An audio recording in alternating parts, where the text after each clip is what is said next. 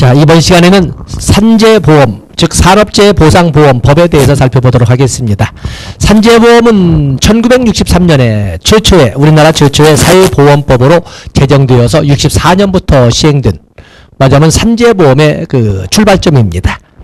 산재보험은 다양한 특징이 있지만은 어떤 산재보험의 여러 특징 중에 하나가 바로 재원에 근로자 부담이 없다는 거, 말하자면 보험료를 사업주 단독 부담한다는 이런 특징을 가지고 있지 않습니까?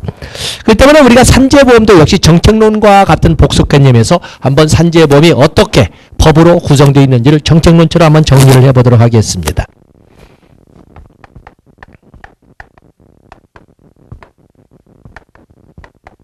산재보험법을 보면 누구를 대상으로 한다? 원칙은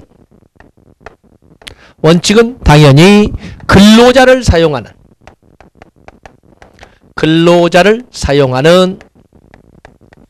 모든 사업이나 사업장이라고 이렇게 똑같이 설명을 합니다. 그래서 고용보험과 산재보험은 적용 대상의 원칙이 똑같습니다. 예외도 유사하죠. 예외. 근로자를 사용하는 모든 사업이나 사업장의 원칙임에도 불구하고 1차 산업과 같은 경우에는 농업, 임업, 어업, 소유업 중에 법인이 아닌 자가 운영하는 경우에 4인 이하 또는 5인 미만의 사업장은 적용되지 않습니다. 그래서 예외도 있다는 거. 그 외에도 뭐 2천만원, 총 공사금액 2천만원 미만 사업이라든지 연면적 200제곱평방미터 또 연면적 100제곱평방미터 건축업이나 대수선업 역시 적용 제외되고, 가구 내 서비스업, 또 말하자면 가사 서비스업이라고 가구 내 고용이라고 할 수 있는 이런 건 좀 예외가 되는 예외 규정들이 있습니다. 가입자는 고용보험처럼 고용보험은 사업주와 근로자가 모두 가입이지만 여기에는 사업자만 가입자가 됩니다. 사업자만 가입자가 된다. 그렇기 때문에 산재보험은 개별 근로자 관리는 이루어지지 않습니다. 그 다음에 산재보험급여에는 다양한 산재보험급여는 업무상 재해라고 불리우는 업무상 사유로 인한 부상, 질병, 장애, 사망에 대하여 급여를 실시하는 것을 산재급여라고 합니다. 그래서 여기 보면 8가지가 있는데 요양급여, 또 휴업급여, 장해급여, 간병급여, 그리고 사망시 유족급여, 장의비, 그리고 상병보상연금,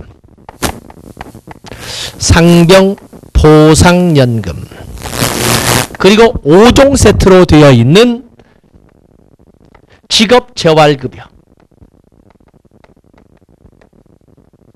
이렇게 8개의 급여로 이루어져 있습니다. 요양급여는 업무상 사유로 인한 부상, 질병의 경우에 실시하는 현물급여지요.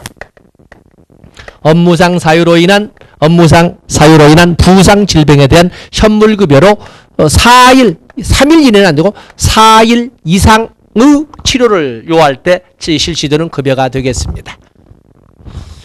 그에 비해서 휴업급여, 이건 현금급여지요. 현금급여로 평균 임금의 70%로 지급하도록 되어 있는 일당이죠. 일당으로서 현금급여를 말합니다. 장해급여는 이것도 역시 현금급여죠. 현금급여로 평균 임금 곱하기 법으로 정해진 일수, 법정 일수로 이렇게 해서 나누어서 지급하되 14등급으로 나누어서 지급을 합니다. 그래서 1, 2, 3등급은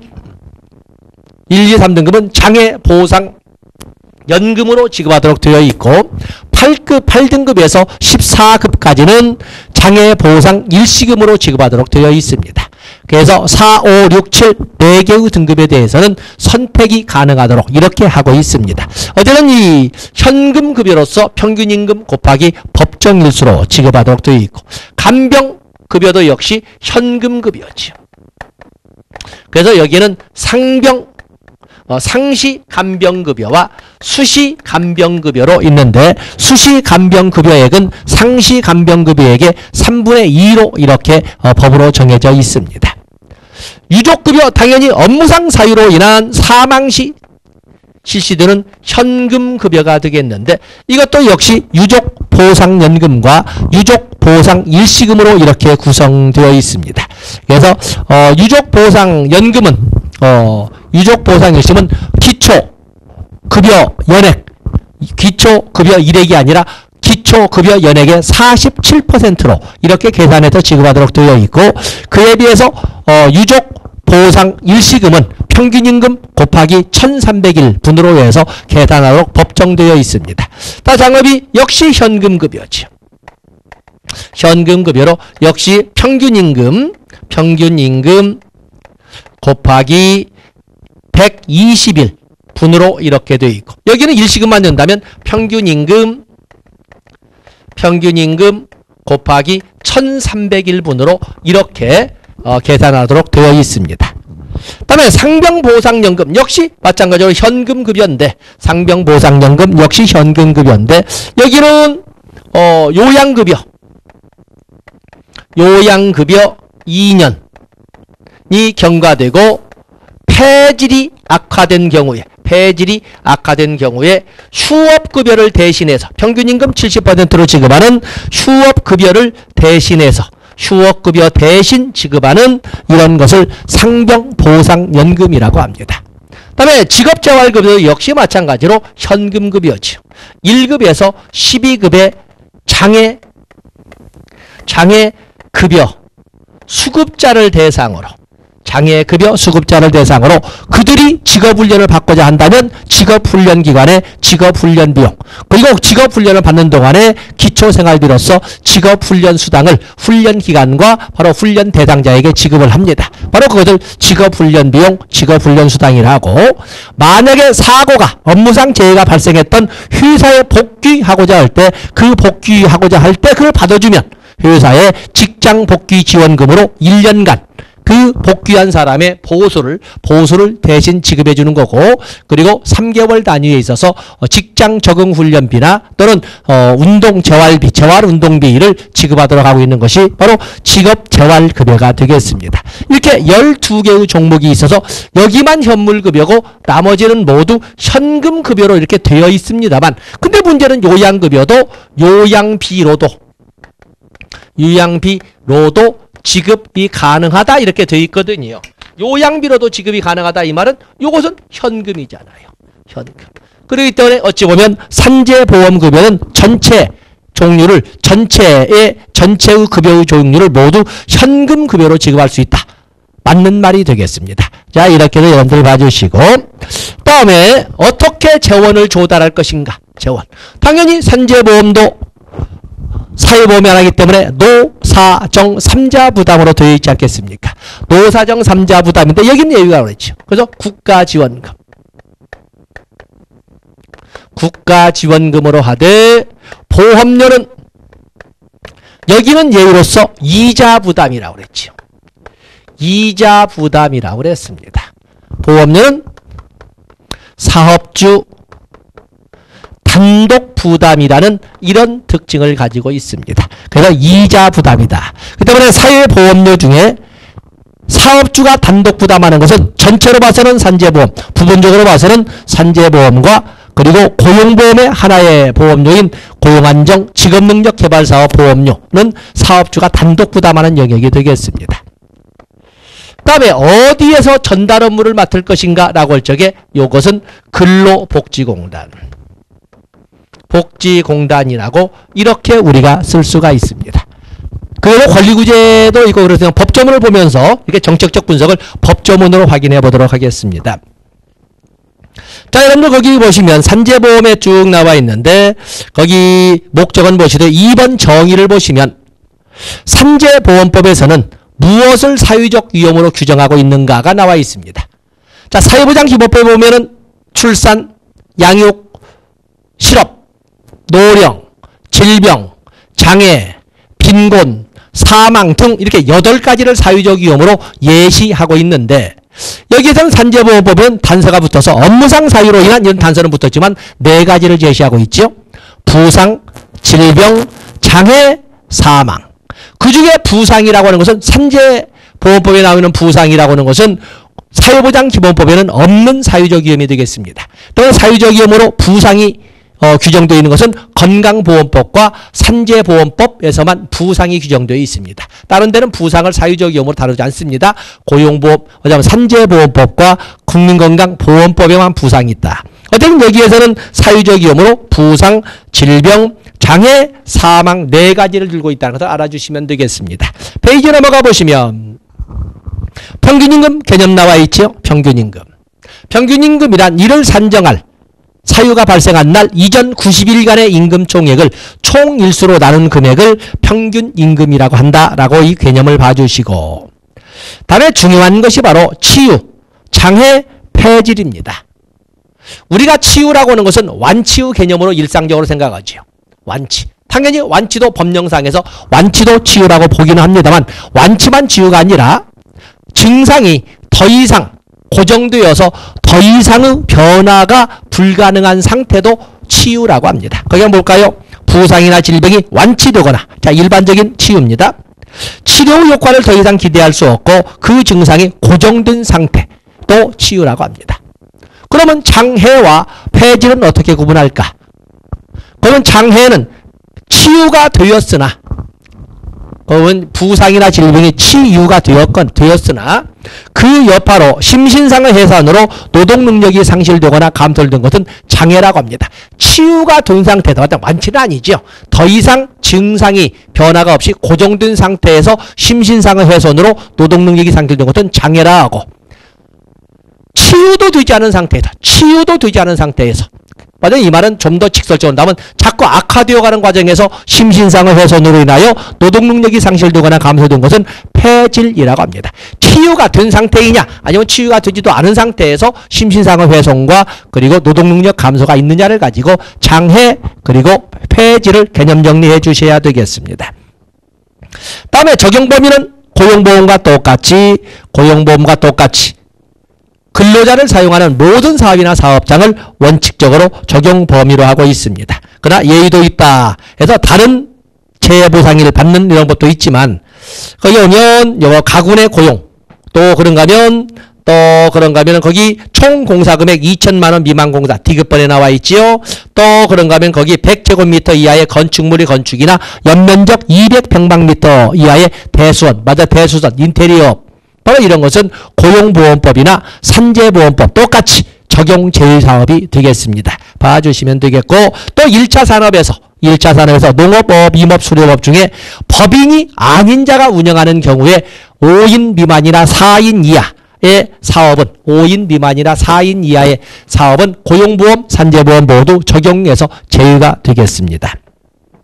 다음에 4번도 중요 표시하시고 이미 고용보험법을 설명할 때 말을 드렸습니다마는 보험관계의 성립소멸과 보험료 징수 등에 관한 내용은 고용보험이나 산재보험 모두 똑같습니다. 본법에 규정이 없다. 고용보험법이나 산재보험법에 규정이 있는 것이 아니라 별도로 정한 법률인 보험료 징수법에서 별도로 정하고 있다라는 것을 같이 한꺼번에 묶었습니다. 그래서 보험의 성립소멸, 보험료 징수 이런 것 등은 별도의 법률 보험료 징수법 기억해 주시면 되겠습니다.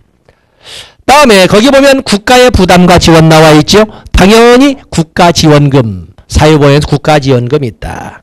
또 당연히 5대 사회보험 공의 심의위원회가 있는데 산재보험에서는 산재보험 및 예방심의위원회라 하고 소속은 중앙행정관서인 고용노동부 소속으로 하되 위원장은 고용노동부 차관이 맡는다라는 것을 다음 페이지 넘어가서 보시면 그다음에 2번에 4번 위원장 고용노동부 차관에서 하나의 공식으로 그렇게만 가져가도록 하겠습니다.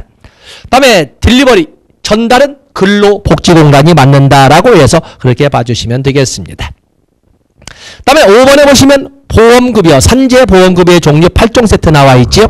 8종 세트에서 거기 보면은 업무상 사유로 인한 부상 질병 에 의해서 발생했을 때 요양급여, 현물급여가 있고 그 외에 휴업급여 등 8개의 급여가 쭉 나와 있는데 하나하나 보겠습니다. 거기 보면 보험급여의 지급, 요양급여 위외 보험급여는 청구를 하지 않으면 지급하지 않습니다. 청구를 하지 않으면.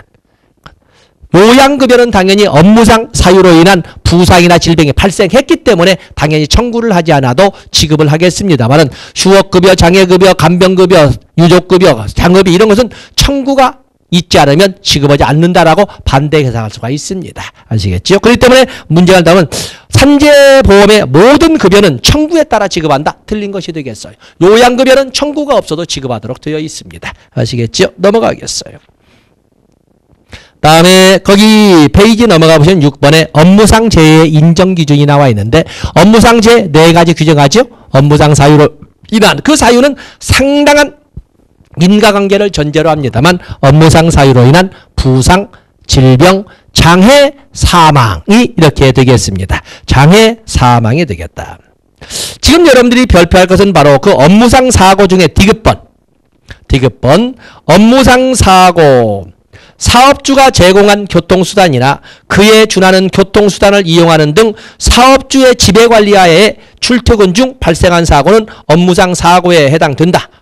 그러나 사업주가 제공하지 않은 요즘은 자가용을 보통 이용하니까 사업주가 제공하지 않은 교통수단이나 그에 준하는 교통수단을 이용하는 등의 관리 속에서 이용하는 중에 발생한 사고는 업무상 사고가 아니다라고 해석이 됐는데 근자의 그 사고도 업무상 사고 맞아 공무원은 인정이 됩니다. 공사고로 인정이 되는데 그 사고도 인정하는 판례가 자꾸 나오고 있습니다. 인정하는 판례가 나오고 있다. 그래서 꼭 사업주가 제공하는 교통수단이 아닌 걸 이용해서 출퇴근 중에 사고가 났다 하더라도 업무상 사유에 업무상 사고에 포함시키고 있는 상위 경황이다. 이렇게 봐주시면 되겠습니다.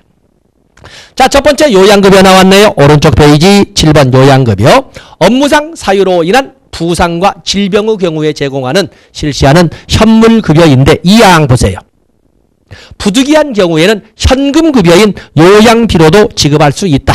그래서 현금급여도 지급할 수 있다는 것을 분명히 단서 조항으로 다뤄놓고 있고 3일 이내에는 실시하지 않고 적어도 4일 이상은 돼야 된다라는 것을 설명을 했습니다. 그리고 사유보험을 공부하다 보면 요양급여가 2번이 나오는데 한 번은 건강보험에서 한 번은 산재보험에서 어떤 차이가 있다? 건강보험에는 예방이 있지만 산재보험에는 예방이 있을 수 없다. 이미 발생해버렸으니까 예방 대신 뭐가 있다? 간병이 있다라고 말씀을 드렸습니다. 그리고 이 요양급여도 있고 다음에 휴업급여. 요양급여를 받는 동안 일을 하지 못함으로 인하여 야기되는 생계불안을 해결하기 위한 소득보장급여가 되겠는데 바로 이것은 얼마를 준다? 평균임금 70%를 지급한다라고 되어 있습니다. 그래서 휴업급여, 부분휴업급여, 저소득근로자 휴업급여, 고령자 휴업급여, 재요양기간 중에 휴업급여가 있다. 뭐 그런 정도 깊이 들어갔습니다. 다음에 장해급여는 업무상 사유로 인한 부상이나 질병이 치유된 후에 장애가 뭐였죠? 치유된 후에 심신상의 훼손으로 인하여 노동력이 감소된 건데 장애급여는 14등급으로 나누어서 하되 장애보상연금과 장애보상일시금으로 지급한다. 계산 방식은 평균임금 곱하기 법으로 정해진 일수, 법정 일수로 해서 하는데 1급부터 3급은 연금, 장애보상연금으로 지급하도록 되어 있고 8급에서 14급은 일시금으로 지급하도록 되어 있고 가운데는 선택할 수 있도록 이렇게 정해져 있다라고 말씀드렸습니다. 다음에 오른쪽에 보시면 간병급여 나와 있네요. 간병급여에는 역시 현금급여로 상시간병급여와 수시간병급여가 있는데 수시간병급여는 상시간병급여에 그 2번에 1번 나와 있지요. 상시간병급여 지급 대상자에게 지급할 금액의 3분의 2에 해당하는 금액으로 한다 해서 상시간병급여와 수시간병급여가 있음을 말하고 있습니다. 다음에 유족급여, 업무상 사유로 인하여 사망한 경우 그 유족에 대해서 제공하는 현금급여이자 소득보장의 역할을 하는 소득보장의 현금급여가 되겠는데 유족보상연금이 있고 유족보상일시금이 있습니다. 유족보상연금은 기초임금연액의 47%를 연금으로 지급하는 것이고 그에 비해서 유족보상일시금은 평균임금 곱하기 1301분으로 계산해서 지급하도록 이렇게 하고 있습니다. 다음에 거기 보시면 상병보상연금이 나와 있네요. 상병보상연금은 요양급여를 받은 지 2년이 경과되고도 치유도 되지 않은 상태에서 부상이나 질병이 더욱더 악화되어 가면, 그게 바로 폐질이라고 하는 거죠. 그렇게 되면 요양급여 2년 경과 후부터는 휴업급여, 평균임금 70% 지가는 휴업급여를 대신해서 연금으로 지급할 수 있다라고 하는 것이 상병보상연금이 되겠습니다. 그 금액은 장애보상연금과 똑같이 1급, 2급, 3급의 그 금액과 똑같습니다. 평균임금 곱하기 법으로 정해진 일수로 계산해서 지급을 합니다. 다음에 장의비도 역시 현금급여인데 장례를 치른 자에게 평균임금 곱하기 120일분을 곱해서 이렇게 지급을 합니다. 그 외에도 직업재활급여가 있는데 직업재활급여 거기 인쇄에서 오류가 있군요. 1급부터 12급까지 제12급까지 1급부터 12급까지의 장애 등급을 가지고 있는 장애급여 수급권자가 직업훈련을 받기를 원한다면 직업훈련을 받도록 하되 그에 소요되는 비용을 훈련기관에 그 기간 등의 기초생활에 관련된 그 비용은 훈련 대상자에게 지급하는데 제목은 직업훈련 비용 직업훈련 수당이라고 부릅니다. 그런가 하면 바로 그 장애 등급 장애급여 수급권자가 본래 회사에 복귀하고자 할 때 받아주면 그 회사의 사업주에게 나오는 직장복귀지원금 1년 마냥 보수 전액을 주는 거고, 그리고 3개월 단위의 직장 적응 훈련비와 재활 운동비를 지급하도록 되어 있는데 바로 그것이 합쳐서 직업 재활 급여가 되겠습니다. 그래서 거기 보면은 1급부터 하고 9급으로 나오는데 1급부터 12급으로 여러분들이 이렇게 봐주시고, 그래서 3번에 직업훈련 비용 어디다 지급한다? 2번에 직업훈련을 실시한 훈련기관에 지급한다. 다음에 오른쪽 페이지 4번에 직업훈련수당은 누구에게 지급한다? 바로 직업훈련수당은 훈련 대상자에게 지급을 하는데 얼마? 1번에 두째 줄 중요 표시하시고, 얼마를 지급하냐면 일일당 지급액은 최저임금액에 상응하는 금액으로 지급합니다. 최저임금, 평균임금 아닙니다. 최저임금액에 상응하는 금액으로 지급한다. 1번에 두째 줄 줄쳐놓으시고 보시면 됩니다. 그리고 직장복귀 지원금 등 되어 있는데 1번에 보시면 직장복귀 지원금, 직장적응훈련비, 재활운동비가 누구에게 지급되는 건다? 사업주에게 지급되는 것이 되겠습니다. 다음에 특별급여 여러분들이 보시고, 거기 다음 페이지 16번에 보면 보험급여 지급이 나와 있네요. 보험급여 지급을 보시면 보험급여는 지급 결정일로부터 14일 이내에 지급하도록 되어 있습니다. 그리고 수급권에 보면은 근로자의 보험급여를 받을 권리는 퇴직에도 소멸하지 않는다. 그리고 양도금지, 압류금지, 담보제공금지는 사회보장기본법과 똑같이 가죠. 어쨌든 지급기한은 지급 결정일로부터 14일 이내에 해야 되고 퇴직하여도 소멸하지 않는다. 이렇게 봐주시면 되겠습니다. 산재보험에 의하여 권리 구제를 받을 기회가 있다면, 권리부대를 가질 필요가 있다면 국민연금이나 고용보험이나 산재보험은 심사청구, 재심사청구로 이루어져 있는데, 심사청구는 여기 보면 당연히 공단에, 근로복지공단에 심사청구할 수 있죠. 만약에 거기에 불복할 경우에는 산재보험 심사위원회, 산재보험 심사위원회에 심사위원을 두고 해서 심사청구를 하도록 되어 있는데, 거기에 불복할 적에는 산재보험 재심사위원회에 재심사 청구를 할 수가 있습니다. 어쨌든 절차는 심사청구와 재심사 청구로 되어 있다는 것을 알아주시면 되겠습니다. 자, 이런 정도에서 여러분들은 시험을 문제를 풀 적에는 특별연금으로 그 특별급여로서 장애 특별급여와 유족 특별급여를 보시면서 소위 무과실 책임에 대한 것을 여러분들이 한번 생각해 보실 필요가 있습니다. 그래서 여러분들 665페이지에 보면 특별급여 옆에다가 무과실 책임 이렇게 적어 놓으시면 되겠습니다.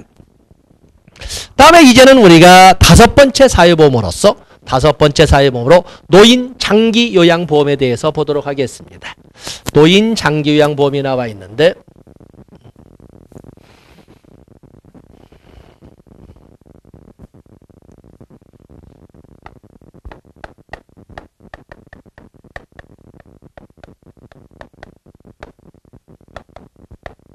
자, 노인 장기요양보험을 여러분들께 보시면 누구를 대상으로 한다? 2007년에 법률이 제정되고 2008년 7월 1일부터 시행된 5번째 사회보험인데 대상은 원칙이 띄어쓰기 없는 노인 등이라고 이렇게 했습니다. 노인 등. 그러면서 노인 등을 65세 이상의 노인, 원칙적으로 65세를 넘어야 됩니다. 그러나 65세 미만도 가능하다. 65세 미만을 자라더라도 대통령령으로 정한 치매나 뇌혈관성 장애, 알츠하이머 이런 등등의 뇌혈관성 장애를 등 노인성 질병을 가진 자는 적용 대상에 들 수 있다라고 이렇게 규정하고 있습니다. 그리고 이 중에서 다는 아니고 장기 요양급여는 노인장기요양보험법의 대상이라고 해서 다 장기요양급여를 받는 것은 아닙니다. 그 대상은 노인 등 중 줄 바꿔서 6개월 이상 혼자서 줄 바꿔서 일상생활을 영위할 수 없다고 인정되는 자를 대상으로 합니다. 바로 이 인정을 하는 것이 바로 건강보험공단 내에 설치되어 있는 등급판정위원회고 인정의 범위는 1등급에서 5등급까지로 나눠 있습니다. 5등급으로 이렇게 나눠져 있지 않습니까? 1등급에서 5등급으로. 그렇기 때문에 노인장기요양보험에 있어서 대상자 선정 기준은 먼저 연령, 귀속적 욕구라고 하는 연령과 그리고 노인성 질병을 가지고 있는지 아닌지 아니면 그야말로 노인장기요양급여의 대상이 될 수 있는지 아닌지를 전문가의 진단에 의해서 판단하는 거거든요. 그렇기 때문에 우리가 귀속적 욕구 중에 특히 연령 그리고 또 하나는 진단 이 두 가지를 가지고 대상자를 선정하게 됩니다. 그 다음에 가입자는 건보가입자와 동일합니다. 동일하다. 그래서 여기에는 이 가입자에는 당연히 직장가입자와 그 피부양자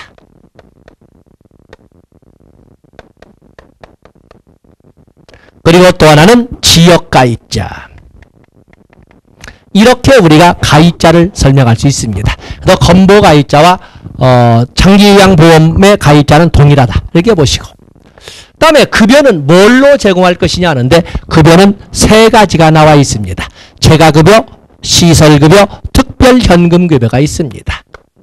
재가급여는 6개의 종류가 있는데 재가급여는 방문, 요양, 방문, 목욕, 또 방문, 간호, 그리고 단기, 보호, 주야간, 보호, 기타, 재가급여 이렇게 6개가 이렇게 있습니다. 6개. 바로 이 6개를 여러분들이 숙지를 해놓으시면 나중에 노인복지법상 재가노인 복지시설의 서비스의 종류에서 좀 쉽게 접근할 수가 있습니다. 그래서 이것과 숙지를 해주시고 다음에 시설급여. 시설급여는 노인 의료복지시설 등을 이용해서 장기간 급여가 제공되는 것을 시설급여라고 합니다. 노인 의료복지시설은 두 가지가 있지요. 노인 요양시설과 노인요양 공동생활가정 2개가 있는데 바로 이 시설급여. 그리고 특별현금급여. 특별현금급여가 3가지가 있죠. 자, 여러분 적으시지요. 가족요양비, 특례요양비, 요양병원 간병비 이렇게 3개의 급여가 있다고 해서 이 3개의 급여를 볼 수가 있습니다. 그 다음에 재원은 뭘로 조달할 것인가? 당연히 국가지원금. 당해년도 예상되는 보험료 수입액, 장기요양보험료 수입액의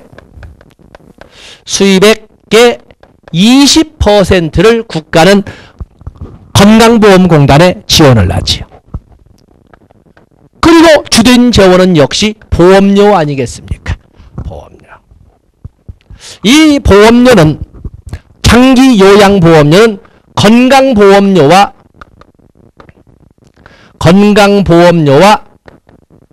통합징수하되 줄바꿔서 구분고지하고 줄바꿔서 독립회계로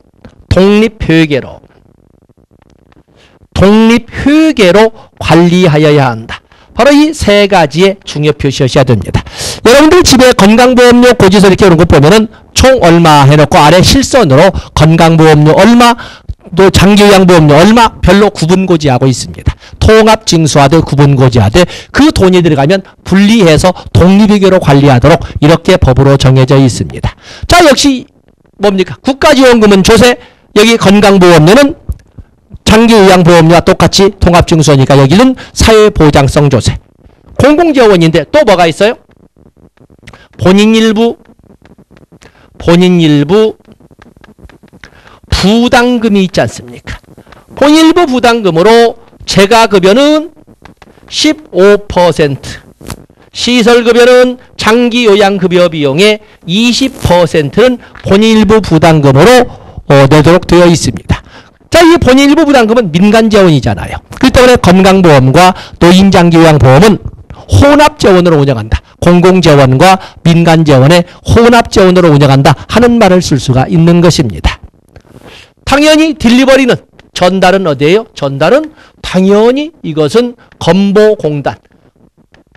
건보공단이 되지 않겠습니까? 자, 이렇게 우리가 노인장기요양보험법을 정책론처럼 분리할 수가 있는 겁니다.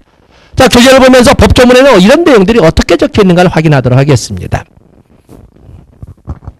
자, 노인장기요양보험이 이렇게 나와 있는데 거기에 보면은 띄어쓰기 하자고 아마 컴퓨터가 자꾸 글씨를 띄는 것 같은데 거기 박스에 보시면 노인장기요양보험법의 정의, 노인 등 띄어쓰기 없는 노인 등이 됩니다. 그게 바로 원칙적 적용 범위죠. 65세 이상.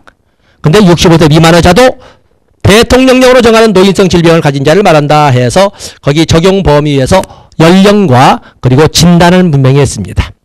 그 중에 오른쪽 페이지 장기요양급여 대상은 그 노인 등 중 6개월 이상 혼자서 일상생활을 영위할 수 없다고 등급 판정위로부터 5등급 이내의 등급을 받은 사람을 대상으로 합니다. 그래서 장기요양급여까지를 우리가 설명을 했습니다. 쭉 봤죠?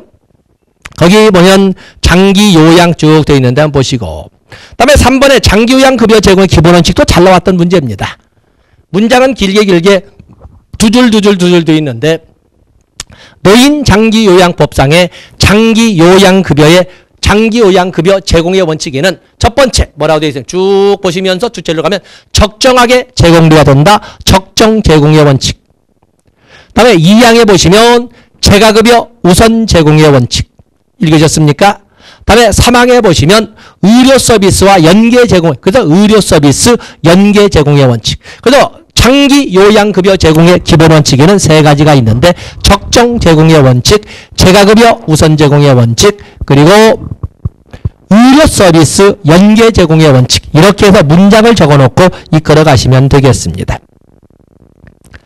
다음에 거기 보시면 실태조사 기본교육은 당연히 5년이고 실태조사는 뭐 어디나 3년. 물론 실태조사에서 3년이 아닌 것이 두 가지가 있죠. 보통 사유조사나 실태조사는 3년을 일반적인 원칙으로 합니다만 예외적으로 5년인 것은 자살자 실태조사나 정신질환자, 정신건강증진법에 의해서 정신질환자 실태조사가 5년이라는 예외가 있지만 나머지는 3년이다. 이렇게 보시면 되겠습니다.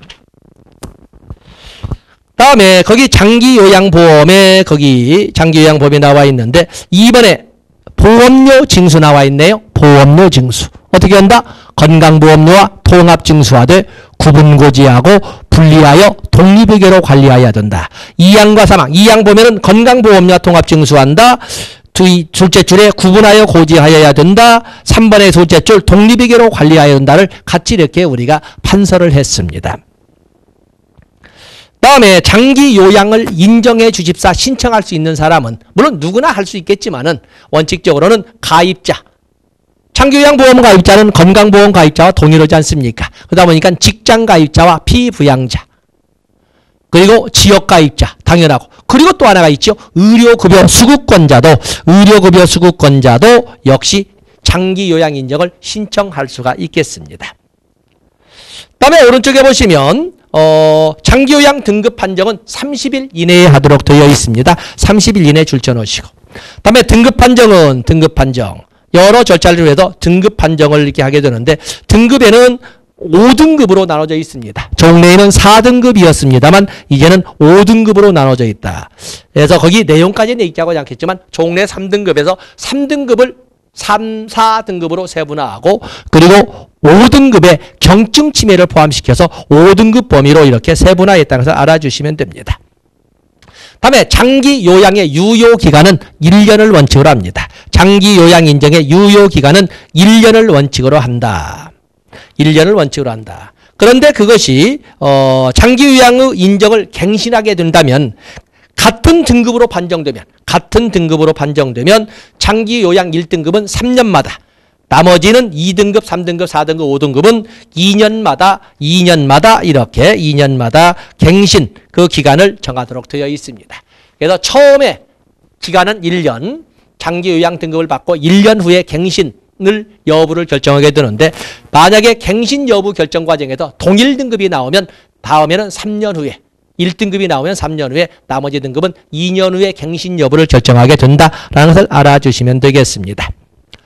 다음에 장기 요양급여의 종류 크게 재가급여, 시설급여, 특별현금급여로 이렇게 나누고 있는데 당연히 우리가 기본 원칙에서도 재가급여 우선 제공의 원칙 본 것처럼 재가급여에는 6가지가 있다. 방문, 요양, 방문, 목욕, 방문, 간호 그리고 단기보호, 주야간보호, 기타 재가급여가 있는데 이 6개를 차례대로 해놓으시면 나중에 말씀드렸죠. 노인복지법상의 재가노인 복지시설의 5대 서비스를 찾아갈 수가 있습니다.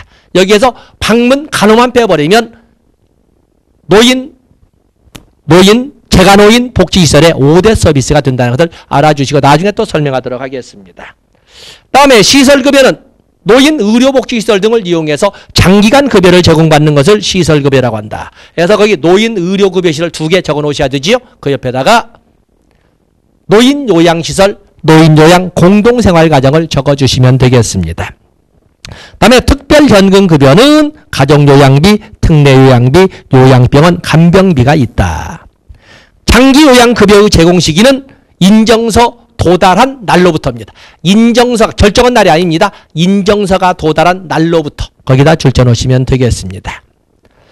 다음에 장기요양기관이 나와 있는데 사회복지사업법에 의하면 사회복지시설은 국가나 지방자치단체가 설치 운영하는 것이 원칙입니다. 그런데 국가나 지방자치단체 의무자가 사회복지시설을 설치 운영하고자 한다면은 시장군수구청장에게 신고하면 됩니다. 당연히 장기요양기관도 사회복지시설로서 시장군수구청장에 신고를 하는 것이 원칙이겠지만 여기는 예외가 적용됩니다. 그래서 장기요양기관의 지정 거기다 내모쳐 놓으셔야 되겠죠. 장기요양기관을 설치 운영하고자 하는 자는 특별자치시장, 특별자치도지사, 시장군수구청장에게 지정을 받아야 한다. 그러나 모든 장기요양기관이 지정사항은 아니고 제가 장기요양기관을 설치할 적에는 그냥 신고만 해도 된다. 2번에 나와 있죠. 제가 장기요양기관만은 그냥 신고만 해도 된다라는 것을 법조문으로 만들어 놨습니다. 다음에 페이지를 넘어가 보시면 6번에 급여비용, 재가 및 시설 급여비용이 나와 있죠. 재가 및 시설 급여비용이 있는데 앞에 있는 조문은 놔두시고 오른쪽 페이지 2번에 본의 일부 부담금 나와 있습니다. 재가급여는 장기요양급여 비용의 15%를, 시설급여는 장기요양급여 비용의 20%를 본인이 부담하도록 이렇게 법으로 정하고 있습니다. 다음에 노인장기요양법에도 당연히 심의위원회로 장기요양위원회가 있습니다. 여기도 똑같이 공식이죠. 똑같이 공식으로 중앙행정관서인 보건복지부 소속으로 하되 보건복지부 차관이 위원장을 맡는다. 이렇게 여러 개 볼 수가 있습니다. 그래서 1번에 보건복지부 장관 소속의 장기요양위원을 준다. 2번에 3번 위원장은 보건복지부 차관이 되고 이렇게 설명해도 공식으로 접근하시면 되겠습니다. 다음에 페이지를 넘어가 보시면 등급판정위원회가 나와 있습니다. 장기요양 인정, 장기요양 등급판정을 심의하기 위하여 건강보험공단에 등급판정위원회를 둔다. 장기요양 등급판정위원회를 둔다. 원칙적으로는 각 시, 군, 구에 하나씩 둔이 원칙이지만 2개 이상을 합쳐서 둘 수도 있고 아니면 한 곳에 2개 이상의 등급판정위원회를 둘 수도 있다. 이렇게 설명하고 있습니다. 그다음에 권리구제에 관한 절차도 건강보험에서 보면은 이의신청, 심판청구 그리고 행정소송으로 되어 있는데 여기도 유사합니다. 근데 여기는 심판청구를 하지 않고 심사청구라고 하는데 그래서 이의신청, 심사청구, 행정소송으로 이루어지는데 앞에서 건강보험에서도 강의된 것처럼 무조건 이것이 차례대로 가는 것은 아닙니다. 아예 처음부터 행정소송으로 갈 수도 있고 아니면 이의신청한 다음에 불복해서 심사청구하고 불복해서 행정소송 갈 수도 있고 아니면 이의신청에도 불복했을 때 심사청구 거치지 않고 바로 또 행정소송으로 건너갈 수도 있다는 것을 말씀을 드렸습니다. 자, 이런 것처럼 절차, 이의신청, 심사청구, 행정소송이 있다. 그리고 국가부담액은 이미 적은 것처럼 국가부담은 해당 연도 예상되는 보험료 수입액의 20%를 국가가 공단에 지원한다고 이렇게 되어 있습니다. 나머지는 뭐 사회보장 수급권이기 때문에 그런 정도 보시면은 우리가 5대 사회보험에서 쓸만한 문장은 거의 다 읽어본 것이다. 이렇게 볼 수가 있습니다.